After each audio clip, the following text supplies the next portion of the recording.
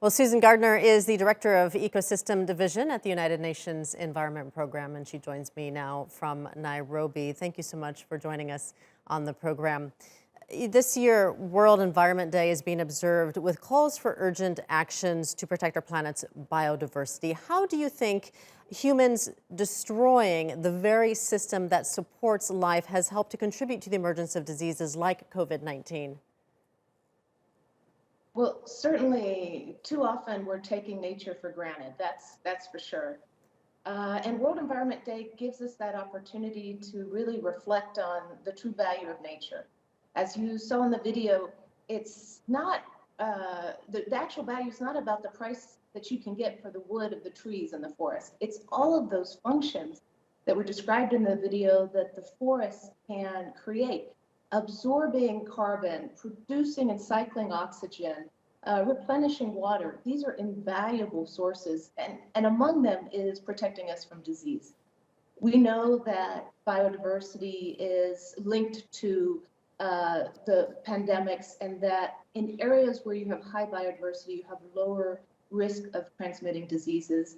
And as you've heard in the video, there's currently 1 million species that are at risk or threatened with extinction.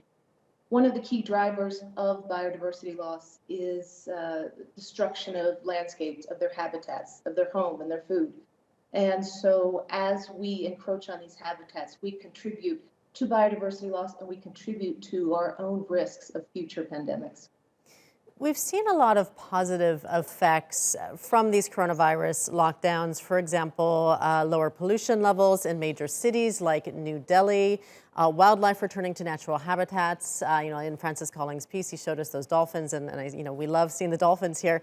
Are you concerned, though, that all these positive changes that we've seen will disappear once the pandemic is over? And what can we do to make sure that some of these changes stay? Well, certainly there's been some very welcome changes for environmental air quality because of the reduced transportation of people not commuting every day into an office.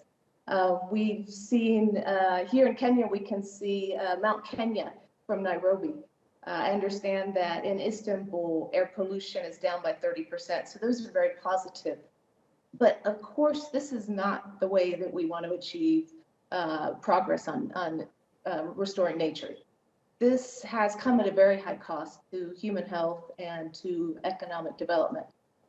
And in fact, the real truth is that we can invest in nature in ways that don't compromise our ability to develop and strengthen our economies. We've seen over and over again that actually the most cost-effective and most sensible ways to protect public health, to build economies that are strong and developed for long term, is to invest in nature.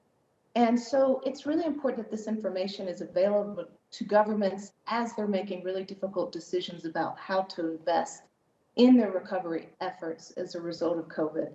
It's important that they have good, sound information about the true costs of different options, and that we understand that we have a roadmap for how to do this. We have the Paris Agreement.